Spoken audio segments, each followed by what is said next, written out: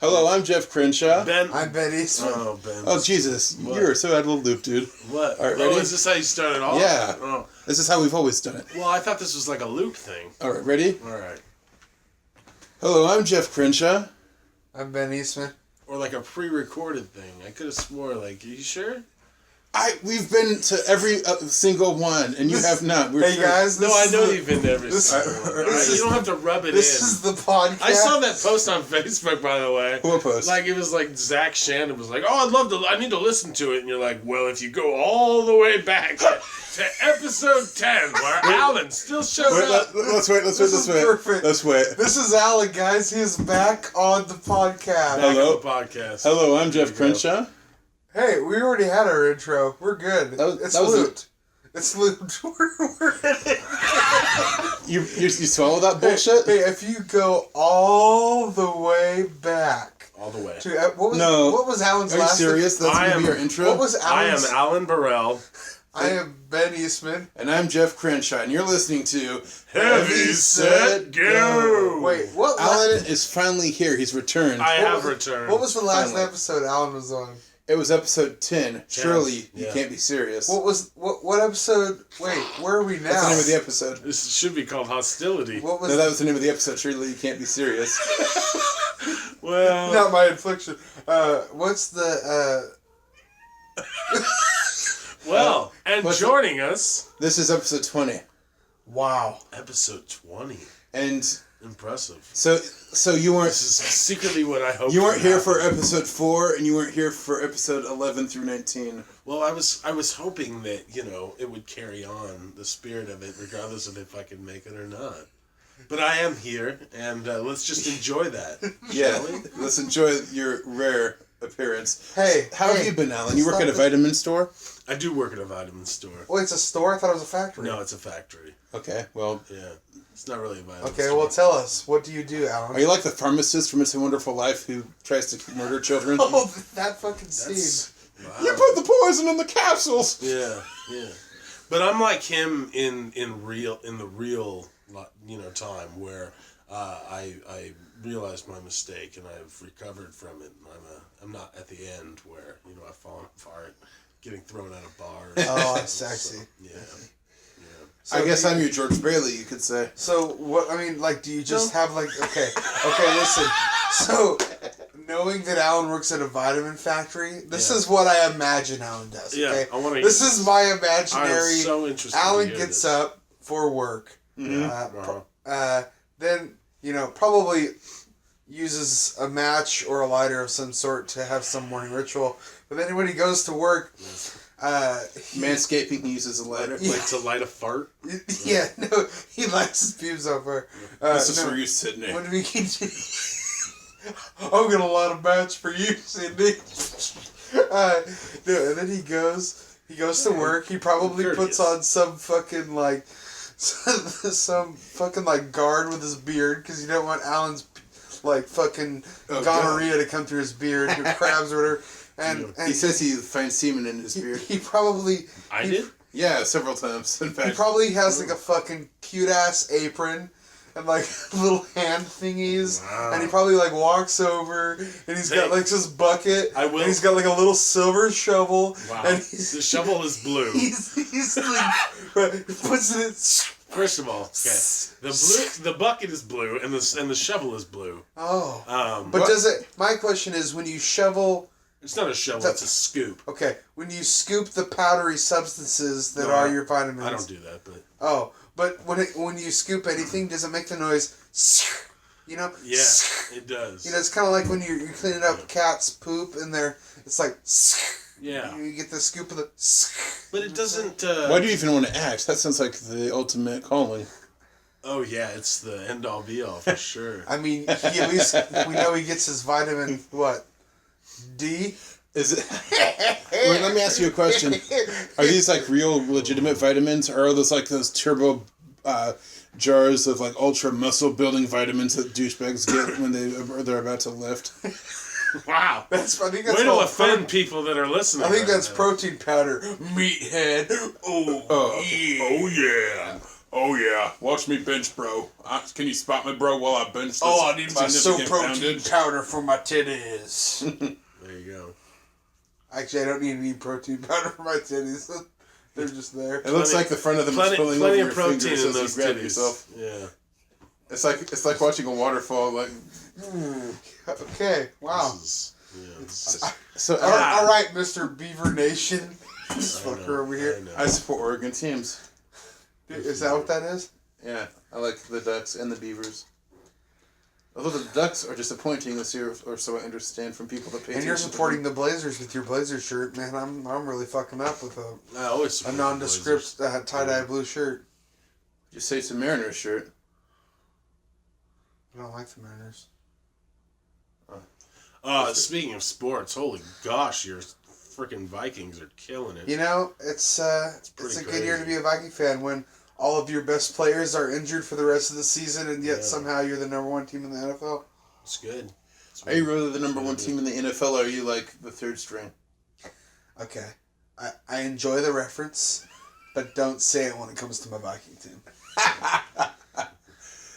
Last time we were 5-0 was when we had Brett Favre for that first season and made that Super Bowl run, in which we got squashed by the Saints because they thought it was a good idea to pay their players to beat up on our players. Otherwise known as the bounty, which is a big controversy. The reference to the third string, we knew someone who was in the Naval Reserve, and they were convinced that that the Naval Reserve was more important than the Navy. They were convinced that, we'll say it in terms of, or like football, but he thought the Naval Reserves were there to come in and do the real work because if the Navy failed. And really, I mean, I remember having this conversation. That's technically what the second string is. I mean, the guy is kind of a pompous ass, but I was like, aren't you really like the third string guys? Like, I mean, because like, you just like come in, like, I mean, you're just a fucking janitor who probably has to come in and they give like the janitor a weapon and he has to go be like, no. I mean, like, you're kind of like the last resort. I mean, you're like the 55-year-old guy who's been doing nothing his entire life. And they're like, well, okay, he's kind of the Navy. Let's give him a gun and go into battle. No offense to other reservists. No, only offense to this one particular one who shall not be named. But he was so funny. I remember you and him had the debate. He's like, yeah, you're the third string. He's like, no, I'm pretty sure the Navy's the third string and the reserves are the main players. I was like, okay. Now I'm going to sound anti... You just look like Popeye when you did that. Oh, wow. You had that saved up. Damn.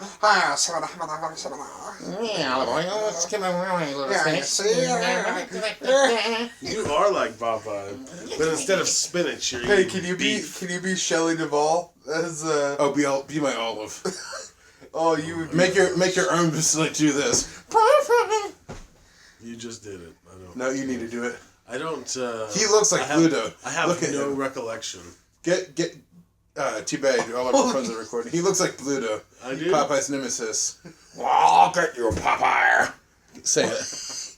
Wow, I need to watch Popeye because I don't remember half of this shit. I don't know what's going on. I do remember what I know Pluto who looks Popeye like. is and spinach and the anchor on his bicep, and that's about it. Is the movie good? Because I don't remember. Popeye? The Robin Williams? Oh, fuck no. Yeah, but Robert Altman made that too, and Robert Altman is like considered a really good director. So, Popeye was not good. Really? Well, Shelley Duvall's in it, and she's not a good actress. Shelley Duvall's like the worst actress of all time. Like, no wonder Kubrick abused her in the making of The Shining. Although I didn't like The Shining in general. But I watched The Shining I don't advocate recently abuse at all. because I always remember The Shining not being that great either. That's just what I remembered. And everyone telling me, wow, you're a fucking idiot because The Shining's amazing. And I'm like, okay. I watched most of it. Yeah. And then I think I got tired and slept or something. But it wasn't that bad. Because I know Jeff hates it. Yeah. I was like, oh, it's not that bad. But I'm not in love with it. It's just I never drank the Kubrick Kool-Aid. Neither did I. I love Doctor Strange. Doctor Strangelove. I did for the first half of Full Metal Jacket. Full Metal. That is the best comedy I've ever seen. Dude, we're all in agreement there because Jeff and I always talk about how All the first half of that movie I love, and then the second half. All of a is sudden, you're like, "What am I watching?" Yeah. The first half. The first half is fucking brilliant. It for is. Sure. Yeah. Well, it's that that Lee is Harvey like Oswald speech at the basic training. Who knows who Lee Harvey Oswald is? Do you know where he learned to shoot like that? The Marines, sir. You're goddamn right, the Marines. that is. I remember the first time I watched Full Metal Jacket, and like that whole like Private Pile, like that lead up to him like blowing his brains out. I was spoiler. Yeah. I was fucking scarred. When I first saw well, yeah, it, that literally that whole like pulled my fucking guts out. Really, I was pretty young when I saw it, but that was like my first experience with that. I didn't know what to think. Like I felt so fucking horrible after I saw it. Maybe it was because I was older, but I thought the Private Pile stuff was funny as shit. Well, you got got beat with the soap. That was kind of the breaking out of Vincent D'Onofrio. He's a great actor. He is. He's underrated. So he really is. I just saw him in Magnificent Seven, which was pretty good. It wasn't great, but it was a good watch. Then it's better than the original. But the funny thing is, like, he's like this big, like bear, like character in that. He plays like a trapper, but his fucking voice in it. I don't know what directing choice, if it was his choice or the director's choice, but it was a wrong choice. Like, because he talk like this. No, he literally. This is. You're terrible. Jeff's trying Don't to abuse the cat. Jeff's trying to hurt the pussy. No. Don't grab him. I do not cotton to misogyny. This is Jeff launching his. Come on, do it. No. Here, I can do it. Why would you do it? I'll launch a shoe. Hand me the shoe. I don't want you to hit him. I want you to scare him. No, I am going to scare him. Believe me. Don't hit him. I'm not going to hit him. I'm against animal abuse. Give it to me, goddammit. That's going to be hard for me to find in the morning when I Yeah, need to put probably. my shoes on. Anyways. What do you have to put your shoes on? Back to, yeah, exactly. Where are you going? The Rhinelander. The what? Oh, fuck. Don't remind me. So, anyways, back to what I was saying. Magnificent Seven. His voice is like kind of like a. You know that song, All I Want for Christmas? Yeah. Yes. You know, kind of whistly. Yeah. Like a little, kind of like faint and whistly. That's how. Fucking Vincent D'Onofrio sounds in Magnificent Seven. When he first spoke, I was like, "Is this a fucking joke?" Where I thought I was being punked, because I was like, So you think it was a case of the director not reining in the actor? I have no clue, and I don't know It's if like- maybe because it's been so long since I've seen the original. I don't remember if there was a character that sounded like that. Maybe he was just riffing on that. But it seemed like a weird choice. If you ever see the movie, I'm sure you'd go like, "Why?" I haven't seen it. What? Jeff Crenshaw is looking at a bar. He's playing with. There was a similar issue of directorial inadequacy in the short film I saw. It was called The Anti-Vigil Vigilante. The director clearly failed to rein in the lead actor, and the lead actor's hubris got out of hand because the director did no reining. All right, and that's all we're gonna say on that subject. Wow. I was the lead actor, and I put my trust in Ben Eastman. That was a case of a failure on both of our accounts. Jeff coming up with the idea, Ben thinking he had it under control, and then when that short came out, it was like, wow, that was just a fucking piece of shit. I think we tend to agree that's, well, maybe not, but I think it's the worst thing I've ever made, and we made Chunk Thunder. Alan, have you ever looked at one of your performances and thought, what the fuck was I doing? There's got to be one where you just fucking cringe. I mean, sure. Which one? I mean, come on, which one is it? The cat meowed again. Where's my resume? Let me look at my resume. Which performance? I don't know. When you were for Radio Disney? No. What do I have to do, Michael Eisner, to get this job? Wait, I forgot you worked for Radio Disney. Is that because you have a face for radio? Probably a stomach for radio. Oh, is that it? Yeah. You look like a white Uncle Remus. I don't know who that is. He's that black guy from Song of the South who sings Zippity Doo Dah. Oh. Zippity Doo Dah, Zippity Yay. Yeah, we get it, Jeff. Ben doesn't like Zippity Doo Dah. It makes him feel nihilistic. Did you say nihilist? Nihilistic. Nihilist is the noun. Nihilistic is Do you the like attitude. fish sticks? I don't know. Not really. Fish sticking forever. Oh, man. Yeah. Really? What are you? Long time. A fish with an alternative lifestyle? No. I just like cock. Yeah. Well, I like buffalo wings. Made from chickens. Okay. Weren't you talking about chickens? No. Oh. I was talking about penis. Oh, So I that- get it. that You explains- said that's how you got the chickens because he said cock. Right. That's how you I got get the it. semen in your beard. Okay. Yeah. Wait, did you ever have semen in your beard? Well, What's on that many all about? occasions, I've asked him, what's the weirdest thing you've ever found in your beard? And he's like, semen. With that, never misses a beat. Wait, really? I don't know. It might be the appropriate response every time. I mean, what else do you say is in my beard? You know what I mean? I don't know, Oh, fruitcake. some egg in there, like my fucking flip flop with the. How's that an egg yolk. appropriate response? Oh, the fucking egg in my flip flop. I just like saying the phrase flip flop. Flip flop. Yeah, it's weird. Yeah, flipper flopper. Flip flop. Flopper. If Ellen thinks semen is an appropriate response, like, he is a daycare teacher. Alan, what shade of white would you call this? Is it eggshell? No, it's semen white. Semen white. Nice. Yeah. Wow. Is this semen white? A Sherman Williams paint shop. Right. Oh. Do you have semen? Do you white? have the correct semen swatches? We need to I make want to this see all happen. the shades of semen. We need to make this happen. Like, get a body camera, like they put it on cops, put it on Alan, and Oh my god, I would pay money to see the reaction videos. Excuse me, miss. Is this semen white? I don't know. It doesn't look pearly to me. I don't know if Alan could do it straight, but man, Alan, if you did that straight and didn't break, I would just pay anything to see someone's reaction. From afar. I couldn't be right there. I'd have to be from afar just to see her go. Right. Or I him think- go, oh shit. You'd probably just laugh. I think you're the one to help me find that color, because you're a professional and I'm a novice.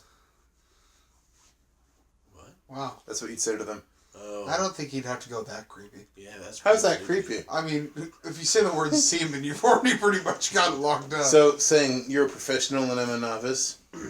Yeah, but the way that you did it with that butt chin, that Beaver Nation shirt. I feel like people would. What's wrong with having a cleft chin? It's a It means you prominent can feature wipe of your masculine- ass and blow your nose at the same time. It's a feature of masculinity.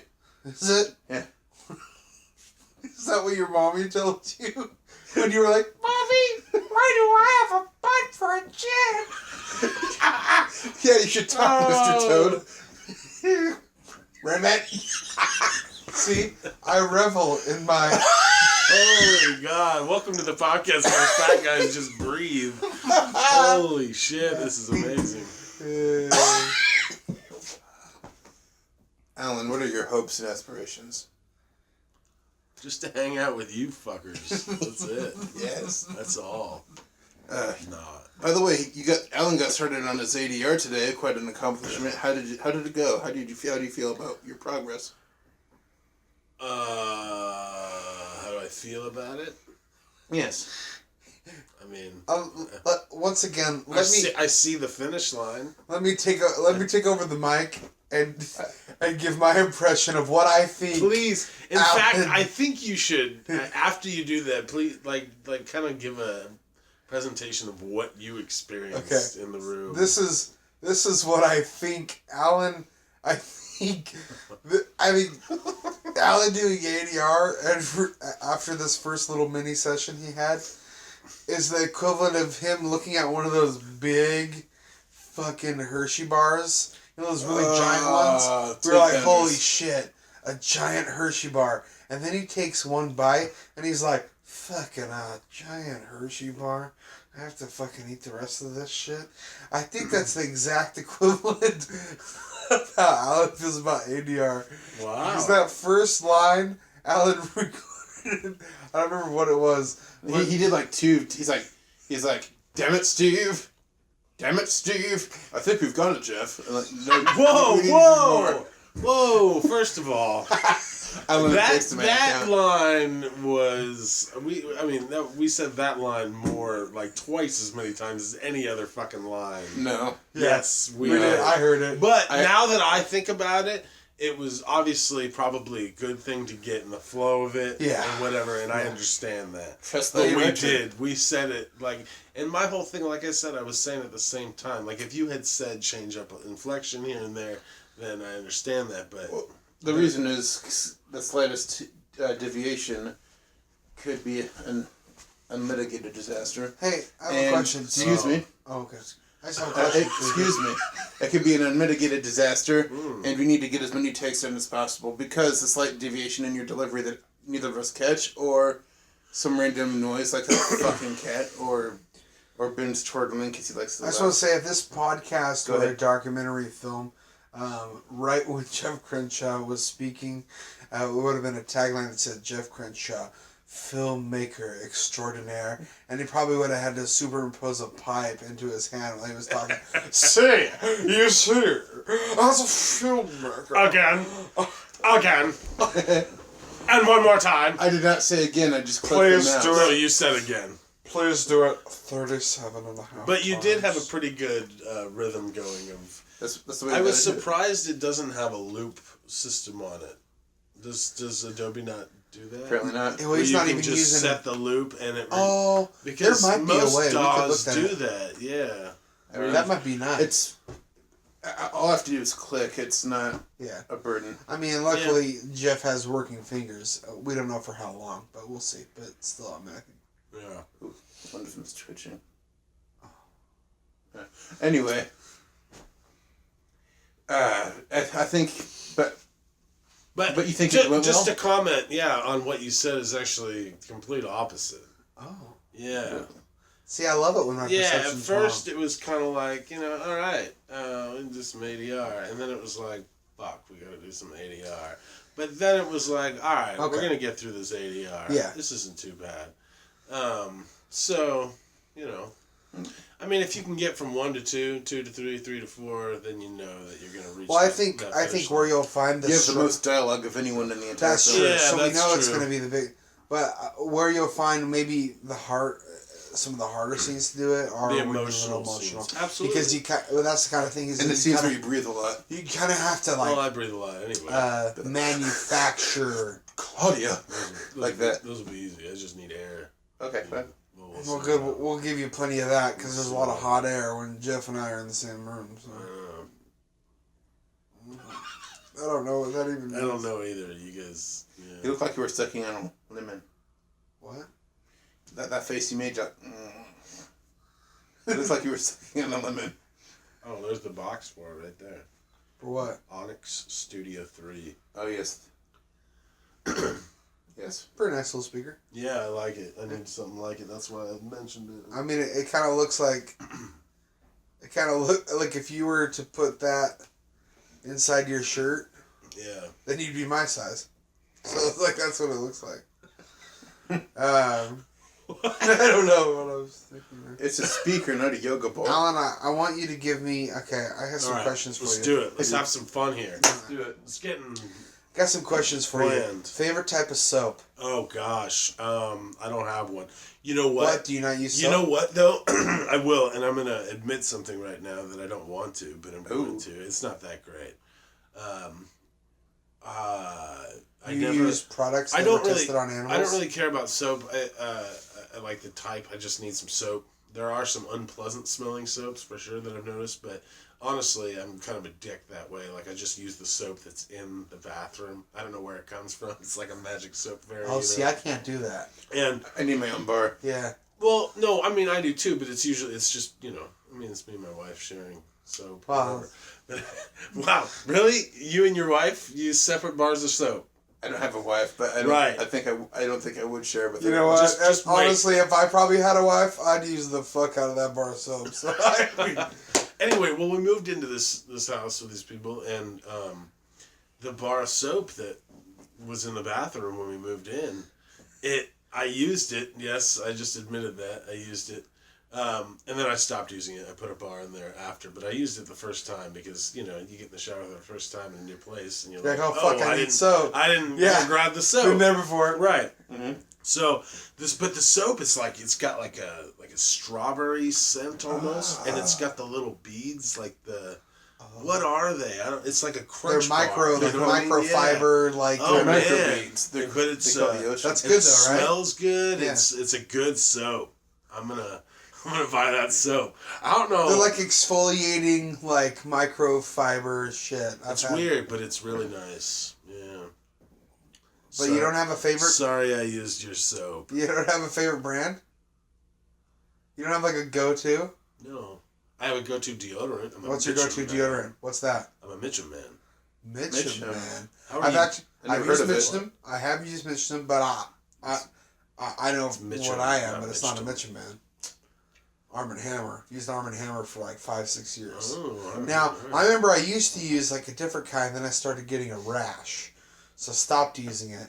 Arm & Hammer started giving me rashes lately. Yeah, I've heard that too, but Arm & Hammer for me, I've used it for 6 years, never had one problem in it. It lasts a long time. I love Arm & Hammer too, and I'm going to have to switch, I think. I like it too because they'll have it on like fucking really good sales usually. I was a smelly kid growing up. Oh. Yeah, I was a big kid that had, a little bit of a smell. Just a different smell in every crevice? Yeah, I was just a smelly fat kid, Yeah. And so when I found Mitchum, it was like, Charlie and the Golden fucking Ticket. It was like, I don't smell anymore! Did your grandpa dance about it? Was your grandpa dancing? Alan's not gonna smell anymore. like Charlie's grandpa He's like, from why are Willy you Wonka. talking about my grandpa? My grandpa's a dick. Okay. Not really. Well, I mean, so is the grandpa in fucking Willy I guess, Wonka. is he? Yeah. He's grumpy. He lives on his ass the entire for like 30 grumpy, years. but he's a good guy. Yeah, but he's And that's actually how to explain my grandpa. Listen to this. Willy Wonka, he's like, I can't move. Like, I can't move. Oh, you have a ticket for Willy Wonka? Oh! And he's like, and he starts tap dancing. I love how I love how he's like so happy about these old people sleeping in the living room. Like, could you imagine, how you'd be? You'd be like, I mean, that just sounds like a lot of get fucking... out of the fucking living room. I mean, right when you're trying to sneak to the kitchen to get a glass of milk or a chicken leg. And, what are you doing, Charlie? Like, God damn it. shut the fuck up. I'm getting my... What's that sound? I'm trying to masturbate. You couldn't do anything. Oh, there it is. Charlie, what's that sound? Charlie, what's that clapping? Or it's more like, Charlie. I can't talk grab. I just love the fact. I just love the fact that I heard Jack give his interpretation of masturbation sound. It makes me happy. Because he was like the clapping's not enough. I'm gonna try something on the face. He had to do it. What's my cheek sound like? He did it on the soft cheek. Oh, I can tell. Jeffrey, what are you doing in there? I'm just patting my cheek, mother. Oh, goddamn. have you ever been to the Bellagio Fountain Show? Yeah. That's pretty impressive. It's cool. In the Vegas? In Vegas? Yeah. Oh, of course. Yeah. Oh. What made you think of that? Because I want to segue to a story. Oh. I've told you this story. I don't think I ever told Alan. I went to, about a year ago, last September in 2015. I went to go help my dear Aunt Cindy, move from Wilsonville to Las Vegas, where she now lives. Yeah. And I went down there.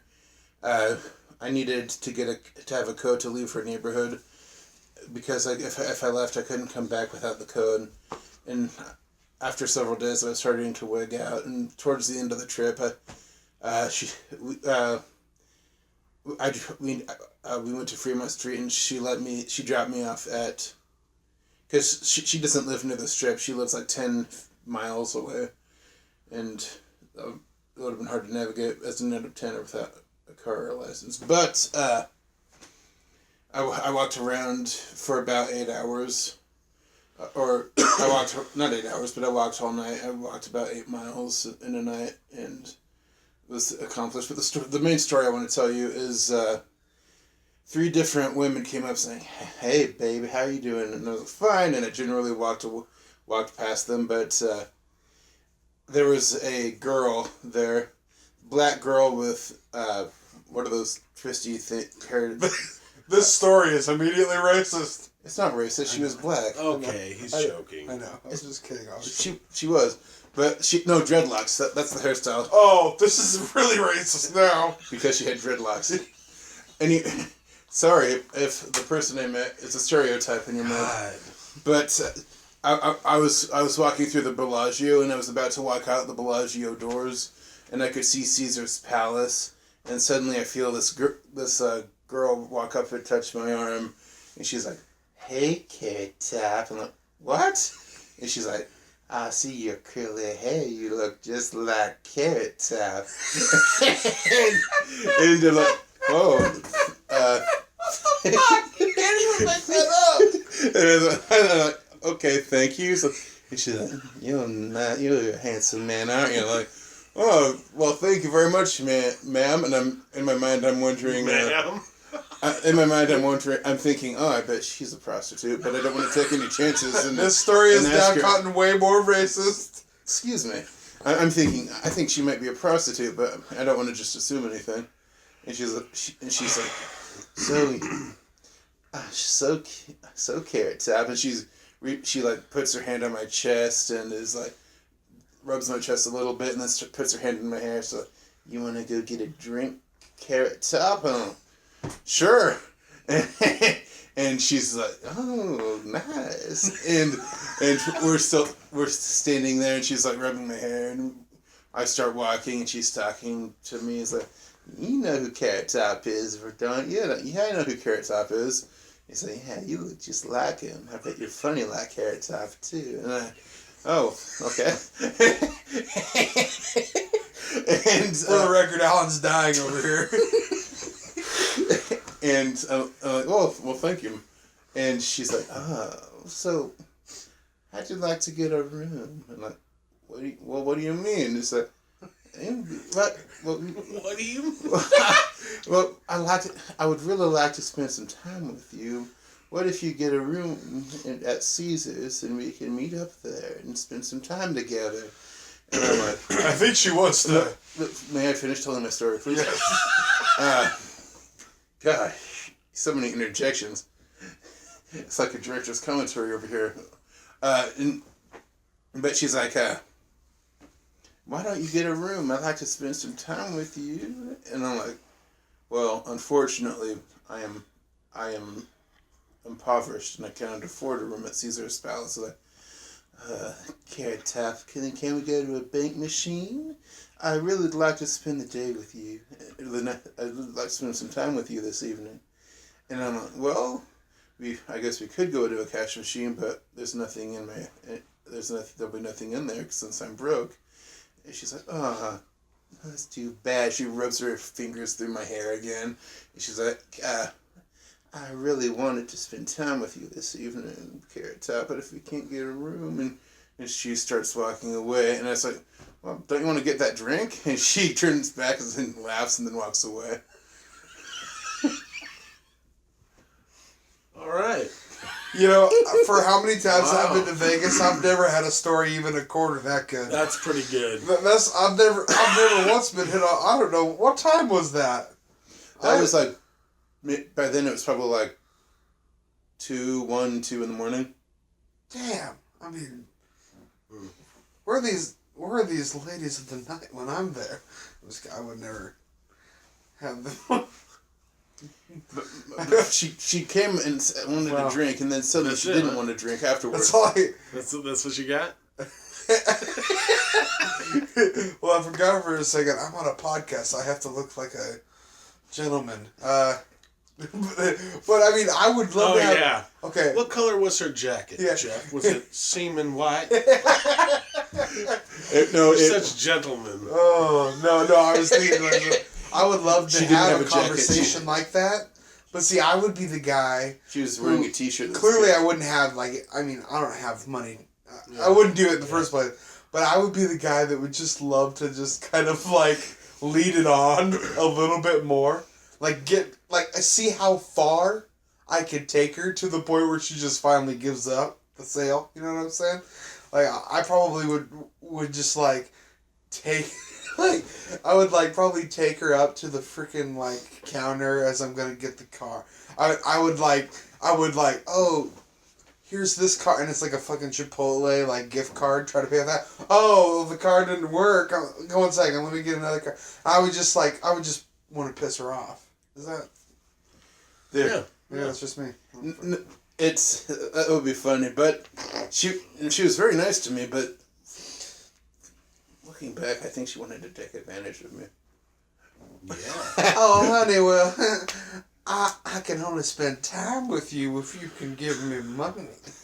But I really want to spend she never said that. She said if I could get a room. You know, it doesn't really sound like you want to spend time with me, my lady. See, that's why I followed up. I offered her, hey, want to still get that drink? She said, Carrot Top, and she like walks off. I just love that she called him Carrot Top. That's the best because one Carrot Top looks like a fucking train wreck now. But even funnier, but he doesn't even have like red hair. Like, he's talking about like the curliness, I guess. Okay. I have, but it sounded like you said Carrot Top at least 400 times in the interaction that you had. For every, I know the credo is what happens in Vegas stays in Vegas, but for every happy Vegas story, there is a sad one that accompanies it, I think. I've told you the story about my Fat Tuesday football, haven't I? Yes, where your mother threw it away. God, you are a fucking asshole. You didn't ruin it. It's okay.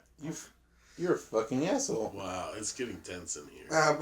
It's like when you spoiled Misery that one time. It was like, okay, I don't want to spoil it. She burns the book. She burns the book.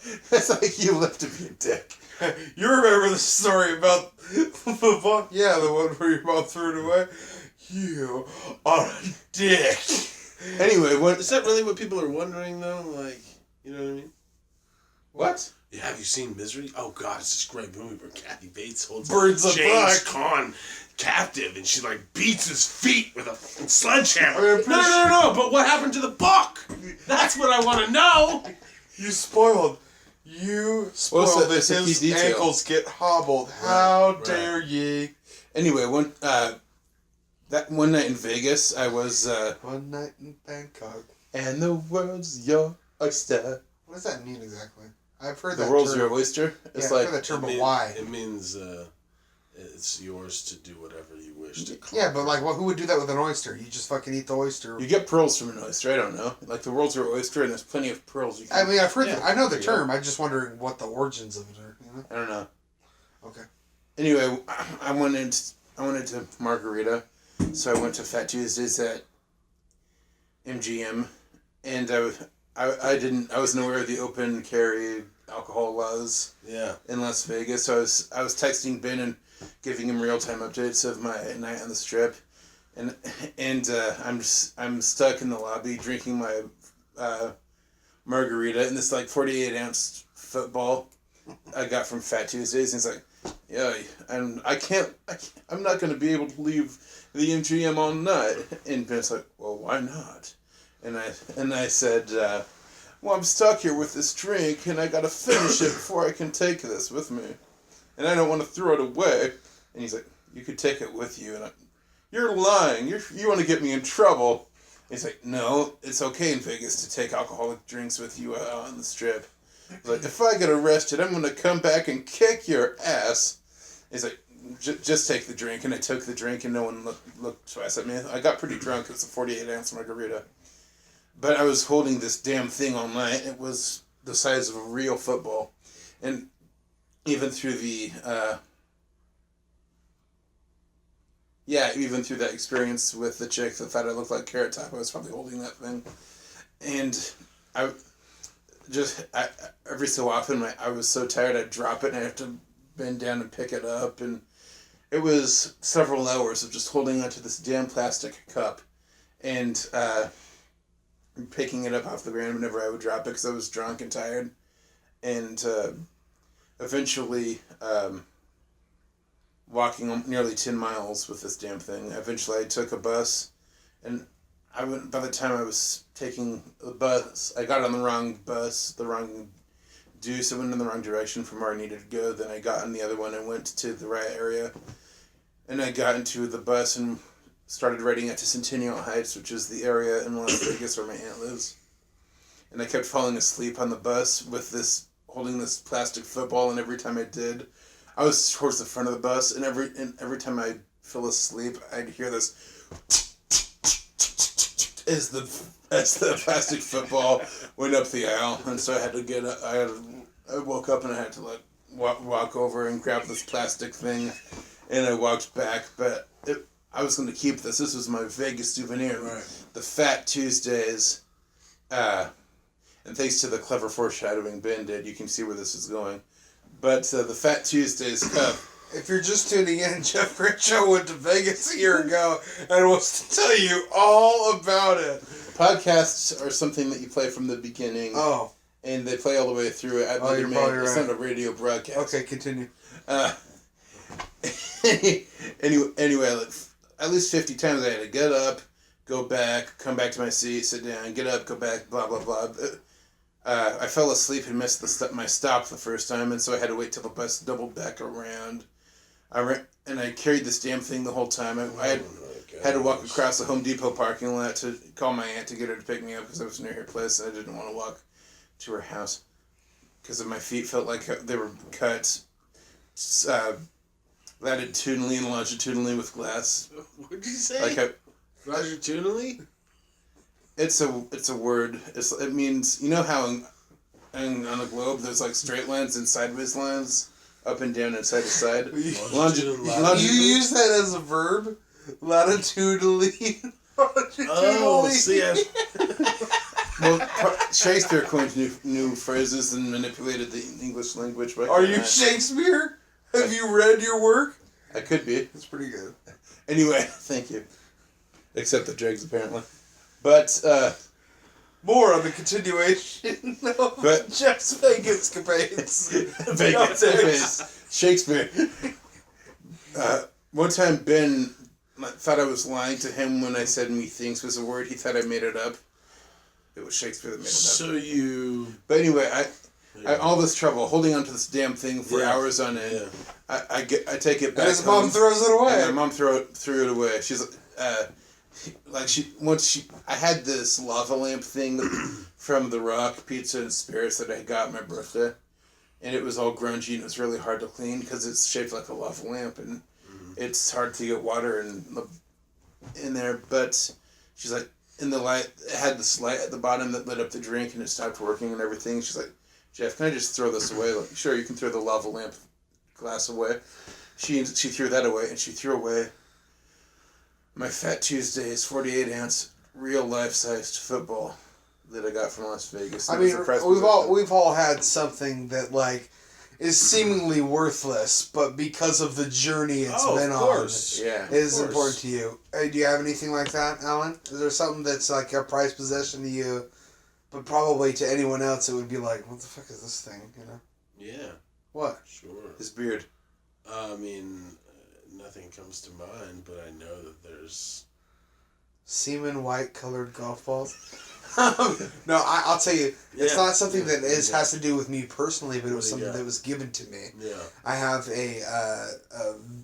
what looks like a peace sign, but it's actually a victory sign. Oh. That when MacArthur won a certain battle or a war, he was known for putting up the victory sign. It was like a really popular thing in this one area. Well, my uncle, when he was in a platoon or when he was out somewhere in this one jungle, they make these wooden like peace signs that have the V sign. It's just kind of a popular tourist like destination in that area, right? Well, he bought this peace sign, and it's like this big. I mean, it's like a big hand that goes like this, and he like attached it to his backpack and hiked through the jungle for miles and days to bring this back for his brother, my other uncle, and just all like he traveled with this and like had it with him during this whole like thing, and I thought it was kind of interesting that he had like taken it from place to place just to bring it back for. There's a crack in the fingernail too that it received during that time because of probably the weather and the climate and whatnot. I don't know where exactly. I don't know like the whole entire story, but I always thought it was cool. So I had that, and I think it's kind of interesting. And you used it. I did. I used it in a film of ours, in the ending of Duel. Randomly, because that whole entire film is us using like our fingers as guns, and then in the end, he has this huge peace sign. Yeah, you'll see it. Well, I don't know, it's a victory sign, but yeah, it's So I remember talking about that film as a hypothetical joke, and well, wouldn't it be stupid if we did this? And you're like, "That's brilliant, Jeff. We've got to do this." And we got to like, "God damn it, no! We're doing it, Jeff. Do it with me, or I'm not your friend anymore." Okay, and we made Duel, and it actually was better than I thought. It was more fun than I thought it would be. I still enjoy watching that one. I don't feel overwhelming shame when I look at it now, which is an accomplishment for our films of that era. I look at it and think, man, I was a hunk back in those days. You were. I was too, though. That bandana around my forehead. I don't know how the chicks didn't just fall over themselves. The greatest line. Alan. Oh, Carrot Top. No, Serial Killer's Christmas. Alan's. It's the greatest scene of all time. Alan thinks my performance in A Serial Killer's Christmas is good. I'll tell you, man. Being in the car when he did those takes where he swallowed the cigar smoke and he started choking. Yeah. I mean, there's few things greater in this world than hearing him legitimately choke on himself. Oh my God, it's like fucking. It's like music to my ears. When I used to act, I used to go method, or I guess that's the correct thing, because I can't act naturally, so I had to force myself into situations my character found themselves in. Yeah. So because I'm a terrible actor. Anyways, he had a cigar and he inhaled the smoke because it's method acting and because he's that good. He choked on it. I'm not good at all. And the funny thing is, I kept on fucking up the take because I was holding the camera, but I was laughing my absolute ass off because just for some reason, seeing Jeff Crenshaw legitimately choke makes me happy. I don't know. Maybe that's an asshole thing to say, but I think it's funny. Whenever anything happens to me when I'm in pain, he always laughs. There was, and we made a film, Two to Tango. I played a rapper named Rapscallion who snorts cocaine. Well, we didn't have cocaine. We used flour, and I was snorting flour. But he was legitimately snorting it. And it burned a little bit, and Ben was laughing. I would have been too. You're dumb. I think you pissed yourself. I remember we were doing this endless. This is funny because if you had the video to see this shit, you would be dying. But we did this like endless take of him just fucking drowning in this cocaine. And I remember just keeping the camera rolling, but I literally had to go like a good 200 yards away from the camera rolling while he was doing it because I peed. I peed until the cows came home. Because he was like riffing too, because he was like, Daddy needs you. Oh, like a fat boy loves cobbler. Like he was doing all this fucking riffing, and I was dying because every single bit of it was gold. Man, if I can find, I maybe somewhere have the raw footage of that. That would be some of the funniest shit ever if I could find the raw footage of that. Oh, God, I'm sure it exists too. But after the shoot, I start like when we were wrapping up and going back to the car. I remember this suddenly like choking and coughing. And he's like, "What's wrong, buddy?" And I'm like coughing, and suddenly little gobs of white dough start like falling on the ground because of all the flour. This has actually happened. Oh, and then how many times have Is he done fucking full on meth and shit and just got the shit out of the stick? Because I remember in the second film we did one way back. Yeah, hey, we need fake blood. Okay, cool. Let's use hot sauce because he's gonna wipe it on his face, and it's not gonna hurt. No. Oh no! Yeah, could you imagine wiping hot sauce on your face? I don't know why I thought that was a good idea. Like, oh yeah, it's red. We gotta make it look red. And I don't know why I went along with that idea. That was stupid. It just burned. Yeah. It was. I couldn't finish the take. I don't think. I was like, turn it off, man. Yeah. This wasn't scripted, but I remember in that lovely film Chung Thunder and the Quest for the Jade Pinata, when I was walking down that big hill that was at PCC Rat Creek. Yeah. I lost my footing and I landed on my leg a certain way that my knee just cracked really loud. You could hear it in the film. In the film, you'll hear it go. It's like someone snapped a twig, and he didn't like legitimately hurt it because he. Yeah. But like at the time, he was like, "Fuck!" It was painful. It hurt. It didn't severely injure it, but it hurt. I felt pain. I had to come up with a line, and it's one of the most regrettable lines. I honestly, I truly apologize to any Asian that exists, because this film was a bad call. You just reminded me of my worst performance. Oh. Yeah. And that was it. It was in a student film for the Art Institute, and it was Richard Reed, and that was your character's name? No, it was the student it was his film, and I didn't have any lines. I was a burglar. I had broken into this house, and there was a point where I was on the steps, and he had like this person trying to grab my foot, he was trying to like pull whatever, and all he said to do, he was like grimace in pain in the shot, so it was like it was like a medium shot on me, and I'm like, I'm on the stairs, and then this is like my maybe second thing that I did when I got into film acting, and it was just hilarious because it was like you can't see it, but it was terrible. It was so bad. What's it called? That he cut it from the film. Oh, I'm pretty sure he did anyway, but I never saw it. I don't remember what it was called. One film I saw of you was so ridiculous, but it was hilarious.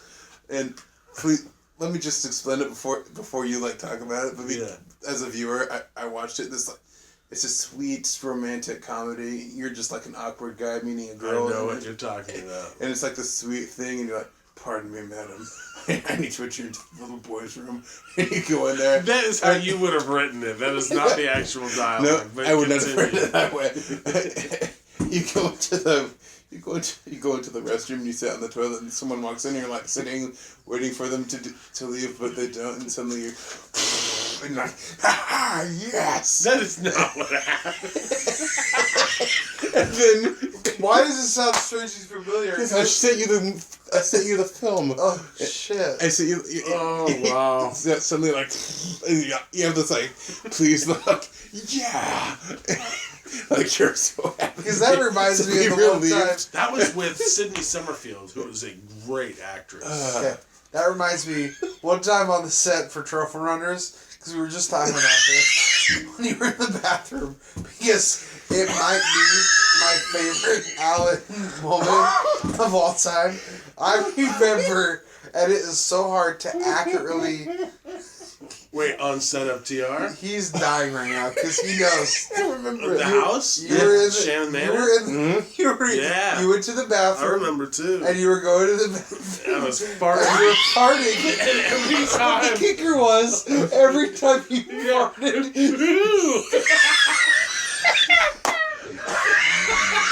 He was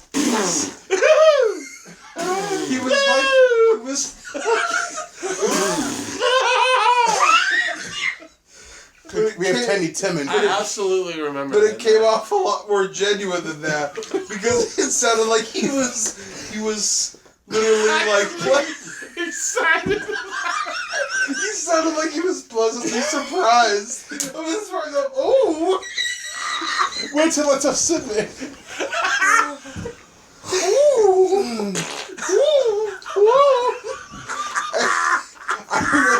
But I remember. Oh my god, I love that you look so much like Bruce Valanche right now. Okay, well, okay, this is the night where I go kill myself. Bruce Valanche, literally the one guy in the world you don't want someone to say. I don't even know who that is.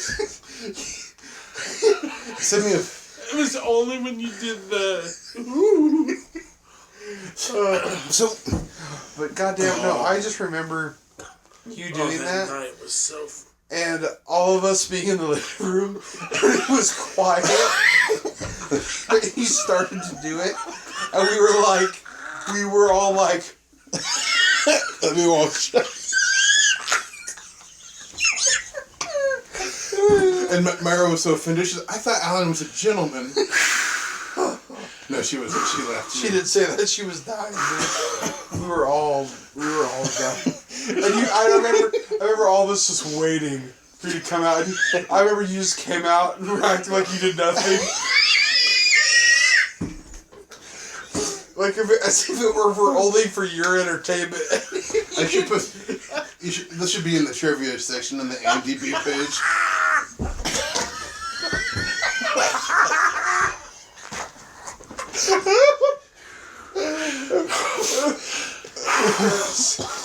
It hurts.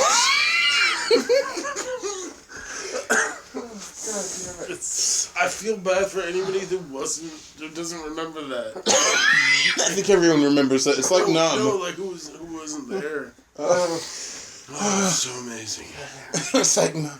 So when you were pitched that film, what did he like come up to you? He was like, we're gonna be in the sweet romantic comedy, but there's no catch. There's a twist.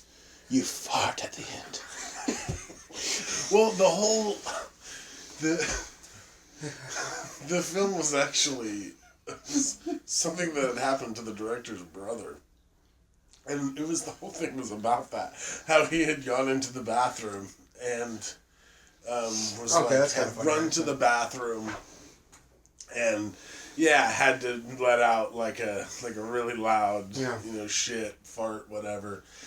And right when he does, somebody walks in, and that was what the premise was based on. That it was just the film ended up being more about the awkward date. Mm-hmm. Gotcha. So it was just the focus was on something else. But yeah, I liked the chemistry that you had with what was the actress? Yeah, Sydney Summerfield. Sydney Summerfield. Yeah, I saw her in something she was so good at it. I don't remember what it was. It was Bridgetown. Down in Bridgetown. Montetray was in it. Montetray. He seems like a nice guy. He's building his own theater. Oh, really? Mr. Theater. He's starting his own... It's going to be called Mr. Theater, and the first play is going to be a stage adaptation of The Room. Wait, he has his own theater? Like venue? He's building it right now. It's called Mr. Theater. He just got lumber for the stage yesterday. Holy shit. And he got seats from this venue closing down in Salem, which, pray to God, it's not the Elsinore. No, it's not. I love the Elsinore. But, wow. Interesting. I wanted to see his take on that, what's that, he did like a whole film that was one take. Or something. Oh, was that? It was something in transit. It was a character's name in transit, like Johnny in transit. Oh, was that him? Yeah, he did that whole, and I don't know. I think he successfully actually did it. But I don't know if he released it yet. That was the first thing I did. I think I was an extra in a film he did, and I'll never forget it because one of the actresses' purse was stolen that day, or it showed up missing. And, like, I remember the whole crew, like, they blamed the extras. They all, like, so we all, like, kind of, like, got looked at, like... What? It was an awkward situation. Really? Wow. Yeah, like... Yeah, it was weird. Was it you? No, it wasn't me. Are you sure? Yeah, I'm sure. You have that thuggy look about you. I still have the purse. remember. I remember it was just a really weird vibe after that. Yeah. Do you remember that night? That was a really surreal night when we were driving around, and Zach Shannon struck through Portland, and like recording just dialogue driving around Portland, and like at one point, this battalion of police cars like drove past us, and we had to wait a while before we could go back across the bridge. And at another point in the night, there was a bark dust fire that Zach Shannon and I Shannon and I had to stomp out with our shoes, and my shoes smelled like smoke. The fire truck showed up. Zach called the fire department, and they showed up. I don't remember. They put it out pretty quick. But. I remember Khan filmed Zach and I stomping the fire out. I remember that. Sadly, I never saw that footage. Yeah. But that was a weird night. Fun. You bought me a Whopper, which I thought was very generous. All right. I remember favors because it touched me. Speaking of, remember that record they used to have in Everyday's Music in Beaverton? Oh, yes. It was, He Touched Me? He Touched Me by Del Decker. Del Decker. It was just this smiling woman's face with "He Touched Me" next to it. And yeah, it like literally said he touched me or something. Wow. It's just called He Touched Me. And they had it like framed up there, and I would just purposely just buy something just so I could walk up to the front and see that he touched me. I have my picture taken with that. You do, yeah. Yeah, I'm pointing at myself and then pointing. Leave it up to Joe. But I remember like for the longest time, like just loving to do that, and we watched fucking Bernie, that movie with. God, it's such a fucking good movie. Yeah. Oh yeah. Oh, great movie. One of my favorites. But in that movie, he sings that song. He sings the song. He Touched Me. He does? Yeah.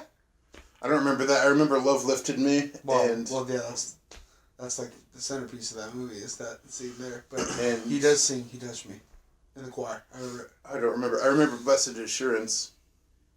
But I love gospel music. Like, I wish they'd stop all this like modern Christian rock crap. Go back to gospel. But I love like Switchfoot, like bands like Switchfoot. Well, I like Switchfoot too. Yeah. But are they Christian? They are. Well, yeah, it's definitely more. But no, I think he's more or less talking about like I like get the 3-chord like. Yeah, why know. do that when you? I love God, you are my God. You are my we God. sang that. Growing up, we sang that song in church. So like. Well, they're we sing that all the obviously time in done that church. way so that masses of people that don't know how to carry a tune or sing can keep up, and you know, it's an easy song to sing. What's wrong with like instead of singing along, it's like clapping along and like holding your hands there? Ah, Jesus! You know, like the James Brown Church from Blues Brothers or something. Like, what's wrong with like clapping your? No, a lot of people feel that it's much better. Yeah, that's why people are like, you know, they try to go to churches like that because that's like the Baptist thing, right? The vibe in the air. I don't know what it is, but it's. I want to go to one of those churches. Like it looks. You know, I didn't go when I was growing. I didn't go to church all the time, but like a few times a year I would go. And I remember even as a kid, if I would. Like most people would just be singing along or watching the hymns, or not the hymns, the Christian rock songs, which replaced hymns. We never sang hymns, we sang Christian rock. But we got done at home, so it wasn't all bad. But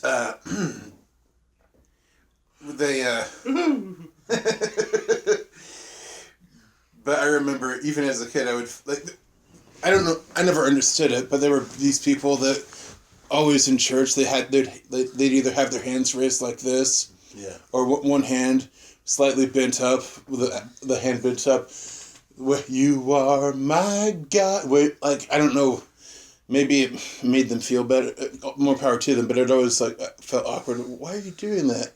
Isn't, if God's all around you, do you have to adjust your antenna to get the signal or something? Oh, okay. Or Wow. or That's probably one of the better things you've ever said. or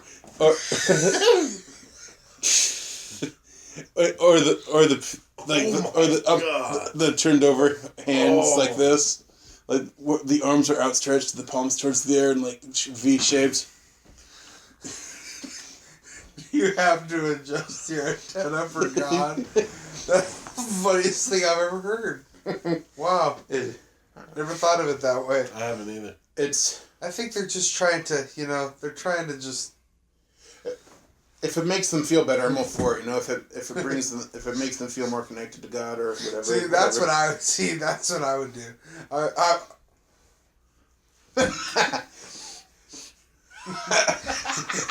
That just looks funny. Oh, wow. Well, this blasphemous conversation is going nowhere. Oh, it wasn't blasphemous. It doesn't disrespect. No, not at all. It just the bizarre hand because I gestures. absolutely understand your emotion in that moment, because if you've been to church, you've seen the people do that, and it makes you you go, what? Yeah. You don't get uncomfortable, but you're like, all right, like. Yeah, when I see people speaking in tongues, I get a little freaked out too. My dad was telling me a story. If you're just tuning in, Jeff's telling you about his one time in Vegas a year ago. No. No. Oh, are we done with that? Oh, shit. Okay. My dad was telling me a story. These people, he met these people, and they're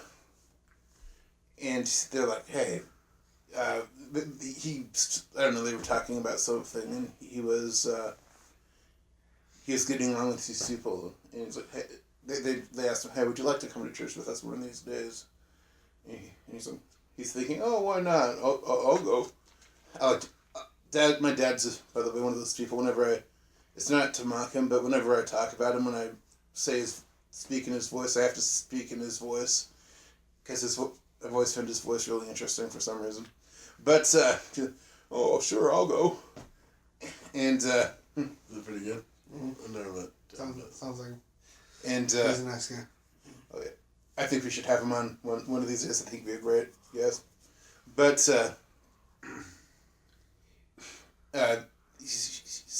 he asked them, so what do you do? Get together and read the Bible? And they're like, well, we do that, but we also say a little prayer. We discuss the meaning of things that we've read in the Bible, and we speak in tongues. And Dad's like, oh, okay then, and he never went. I mean, He's just, oh, another Vegas party. Oh. I can just see him doing that too. Oh God, but yeah, he's. I think you'd really like him if you met him. He's a really funny guy to talk to. I'm sure I would. Man. All right, and this has been Heavy Set Go. I'm Ben Eastman. I'm Alan Burrell. And I am Jeff Crenshaw. Have a good evening. You mean Carrot Top. This is Heavy Set